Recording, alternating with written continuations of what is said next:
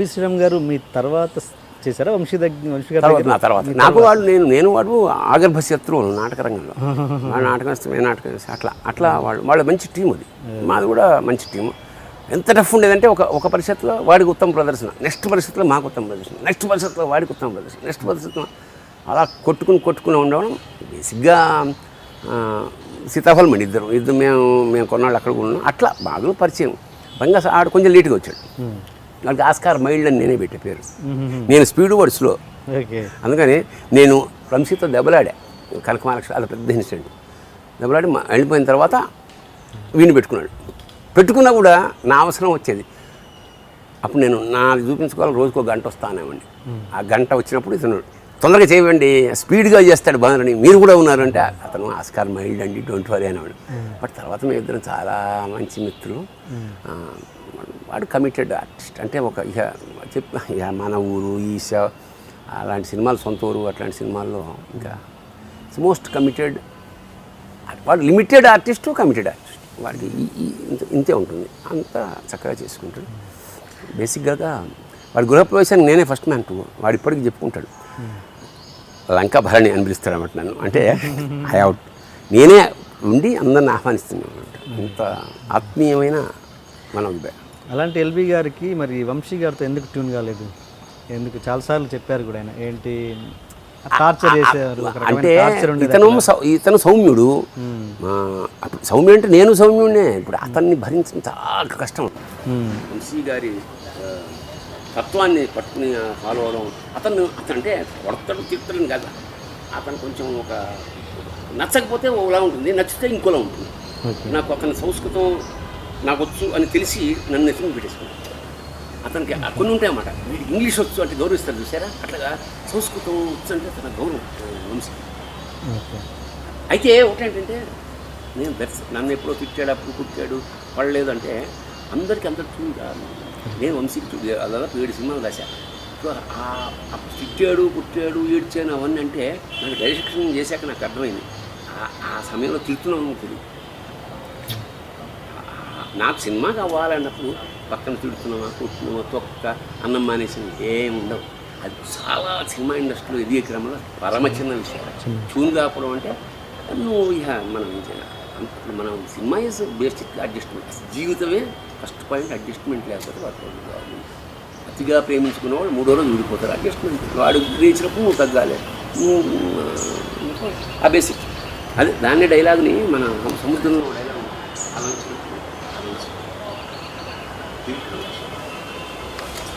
అది లేదు మన వాడి.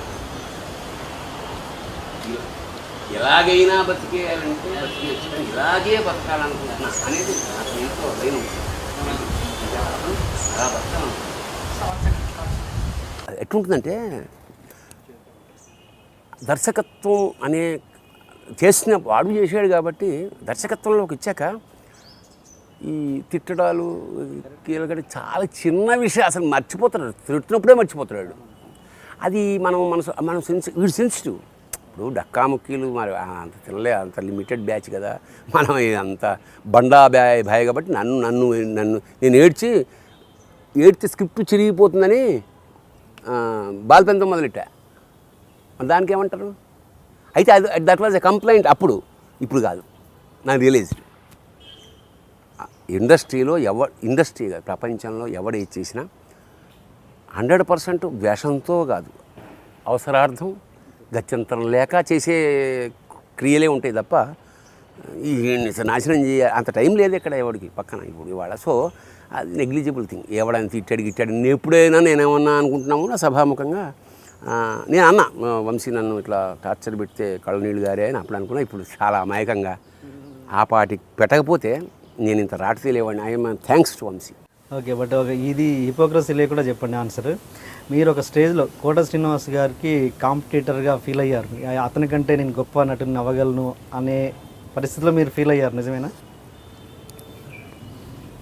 కోట శ్రీనివాసరావు గురించి చెప్తా. కోట శ్రీనివాసరావు గారి ఉండే ఇంట్లో అతనితో నాటకం ఆడుతూ అతని చేత అన్నం కల్పించుకుని ముద్దలు తిన్నవాడిని నేను. అతనితో ట్రావెల్ అయిన వాడిని. త్రికరణ శుద్ధిగా ఒకటి చెప్తా అంటే కోట శ్రీనివాసరావు నాకన్నా కాదు, చాలామంది కన్నా గొప్ప నటుడు. Okay. He was never a competition to me. అయితే నన్ను అతనికి కాంపిటీషన్గా చెస్ ప్లేయర్ లాగా అది పావు తీసి నన్ను పెట్టడానికి కొంతమంది ప్రయత్నం చేశారు. అది ఆయన బాధపడ్డాడు. స్వయంగా ఇంటికి వచ్చి నేను ఫ్లైట్లో దిగ్గానే ఇంటి ముందున్నాడు. కోట శ్రీనివాసరావు గారు మా ఇంటికి వచ్చాడు ఏమిటి, వ్యక్తిగా గురించి మాట్లాడట్లా, వ్యక్తిగా 1,00,000 మైనస్ ఉండొచ్చు, యాక్టర్గా hats off to him any day. నాకన్నా చాలా గొప్ప నటుడు, నాకన్నా కాదు చాలామంది కన్నా గొప్ప. వెయిటింగ్ ఇంకా ఏమయ్యా భరణి, ఆ వేషం నువ్వు వేస్తున్నావు కదా, వెయ్యకు. ఎందుకు సార్, నన్ను తీసేసి నీకు ఇస్తున్నారు ఆ వేషం, వేయకు. మరి నేను వేయకపోతే వాళ్ళు పెద్దవాళ్ళు సార్, మరి నాకు సర్వైవల్ లేదు కదా, ఏంటి నాకన్నా గొప్ప, నేను ఇప్పిస్తాను ముందా అంటే మీరు ఇప్పిస్తే వేయాల్సిన స్థితి నాకు లేదు. అయితే వేస్తా అంటావు, తప్పదు సార్ మీరు చెప్పేసారు, వెయ్యనల్లా అబద్ధం ఆడలేదంట, వేస్తా. మీకన్నా గొప్పగా వేసాను లేదా అది పక్కన, నిజానికి గొప్పగా వేయలేదు. కోట శ్రీనివాసరావు వేసి ఉంటేనే ఆ సినిమా బాగుండేది. అంచేత కోట శ్రీనివాసరావు ఈక్వల్ కూడా చాలా రంగస్థలం కూడా మేము షేర్ చేసుకున్నాం. కోట శ్రీనివాసరావు నిర్బంధంగా ఎప్పుడూ నాకు పోటీ కాదు, నాకన్నా మంచి నటుడు.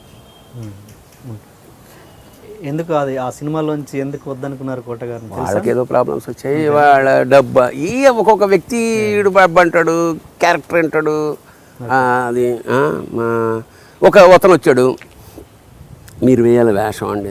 నేను నైట్స్ అయితే నేను చేయనయా, 20 నైట్స్ నేను ఎక్కడ చేస్తాను, మీరే వేయాలి సార్, లేకపోతే ఇంకెవరికి వెళ్ళాలి, కోటకి వెళ్ళాలి, అది ఎవరికి వెళ్తాను. అది వెళ్ళి లేదు సార్, మీరైతే నైట్స్ కాకపోతే దాన్ని కొన్ని డేస్ చేసుకుంటే కానీ నేను పడలేనండి అతనితో, మీరే. నిన్ననే ఆయన బర్త్డే, నేను విష్ చేసి ఎత్తలేదు. సరస్వతి పుత్ర నమస్కారం అంటుంటాడు. ఎందుకంటే నాటకాల్లో నేను ఆయన డైరెక్ట్ చేశాను. ఇట్లా చేస్తే కోట శ్రీనివాసరావు మహానటుడే, కానీ నాటకాల్లో మాకన్నా ఏం కాదు. మేము చాలా గొప్ప నటులు, రంగస్థలం మీద మేము చాలా గొప్ప నటులు, చాలా పాపులర్ మేము కోట శ్రీనివాసరావు కన్నా. సినిమాల్లో చాలా గొప్ప.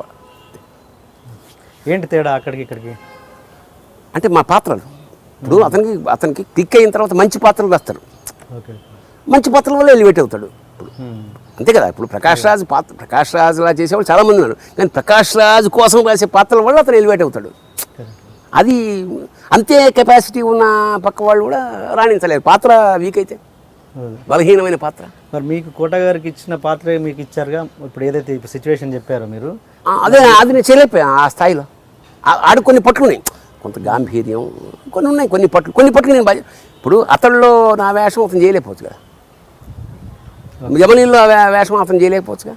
అట్లా కొంతమంది కొన్ని పాత్రలు బాగా చేయగలరు, అట్లాగా ఎక్కువ పాత్రలు వాడు బాగా చేయగలరు. మన సెంటిమెంట్ నేను ఎక్కువ బాగా చేయగలను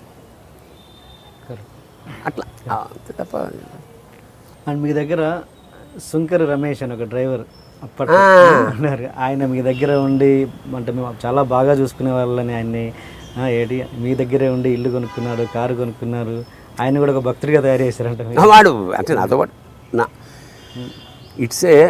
అది ఒక ఇప్పుడు నేను మా రాళ్లపల్లి గారి ఇంట్లో ఉన్నప్పుడు నేను అన్నట్టు చాలా ఇంపార్టెంట్ విషయం ఏంటంటే, నేను సినిమాల్లో రావడానికి ఏమీ కష్టపడలా, చాలామంది కష్టపడతారు, నేను రాయల్గా వచ్చేసా. అంటే పడాల్సిన కష్టాలు ముందు పడిపోయాయి నాటకాల్లో.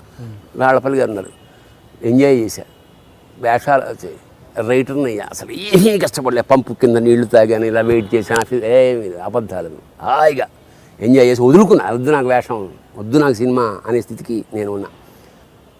అలా మా గురువుగారు నన్ను చూసుకున్నారే అని మా శిష్యుని అలా చూసుకోవడం ప్రారంభించాను. జనార్దన్ మిశ్ర మా ఇంట్లోనే ఉన్నాడు, మా ఇంట్లో ఎవడైనా అసిస్టెంట్ చేస్తే మా ఇంట్లోనే ఉంటాడు. అలా నాకు 13 మంది 14 మంది అసిస్టెంట్స్ చివరి వరకు, అందులో అన్ని రకాల జాతులు వాడు ఉన్నారు. అది మళ్ళా చెప్పక్కర్లేదు. ఫైనల్గా ఇట్లాగే రమేష్, ఇంకో కుర్రాడు, మా ఇంటికి వచ్చిన నేను ప్రిన్సిపల్ పెట్టుకున్నాను, వాడంతటా వాడు వెళ్ళిపోవాలి తప్ప నేను దిగోడు. సో అలాగా మా మేనేజర్ ఉన్నాడు, మన మేకప్ మెను, అతనేమో ఇల్లు కట్టుకున్నాడు, ఒక కొడుకు అమెరికాలో చదివాడు, ఒక కొడుకు అక్కడ చదువుతున్నాడు, కంఫర్టబుల్ నాతో. అంటే that's what maximum we can do. మనం ఏమి ఇచ్చాము వాళ్ళకి, మనకు పని చేసినందుకు కృతజ్ఞత చూపించుకున్నాం. మనతో కుటుంబ సభ్యులండి, ఇంకా మన ఇంటికి ఎవరైనా వస్తే వాడు you will become a family member కథం. అంత కంఫర్ట్లో ఫీల్ అయ్యగలరు. ఒక మామూలు డ్రైవరు ఇల్లు కొనుక్కోవడము, కారు కొనుక్కోవడము, అదంటే మీరు హెల్ప్ చేస్తేనేగా అంత అవును సార్, అవసరాన్ని బట్టి చేసాము. పెద్ద ఉంది కదా, అవకాశం ఉంది కదా. చెప్పే కదా, ఇప్పుడు ఇంకా చేస్తా. ఎందుకంటే అప్పుడు 30%లో నాకు తెలియక వాడు 1,00,000 అడిగితే నేను 50,000 ఇచ్చానేమో. ఇప్పుడైతే 1,00,000 2 ఇస్తా. అదే అసలు నేను ఇవ్వడంలో ఉన్న హాయి నాకు నేను పట్టేసుకున్నా కదా, ఆ మజా వచ్చేసింది నాకు. అది అందరూ చేయమని చెప్తా. ఇంట్రొడక్షన్ కొంచెం హెవీగా ప్లాన్ చేశాం సార్. అసలు ఏంటి అన్యాయం, ఏంటి దౌర్జన్యం? 3 రోజుల నుంచి మోసం ఉన్నట్టున్నాయి మొఖాలు. ఎవర్రా మీరు? జూనియర్ ఆర్టిస్ట్ ఉన్నది కూడా లేదు కదా, ఎక్కడ పట్టాడు రా బాబు వీడిని? I love you. పోతారా రే, నాశనం అయిపోతారు. జిమ్మి అన్నారేమి? ఇదే సార్ జిమ్మి. అవులే ఆన్లైన్ అవుతున్నా నీకు. Hey where are the couple, I want to shoot. ముందు కలర్ తెలియట్టుకుని మా కండిషన్ చూడరా Kabi. So please do subscribe to Lolo K please. iDream 1 million subscribers ki reach అయ్యిందండి. Congrats to iDream Media on reaching 1 million subscribers. iDream Media వాళ్ళు 1 million subscribers reach చేసినందుకు all the best and congratulations to you. Congrats iDream. Keep up the good work and continue to entertain.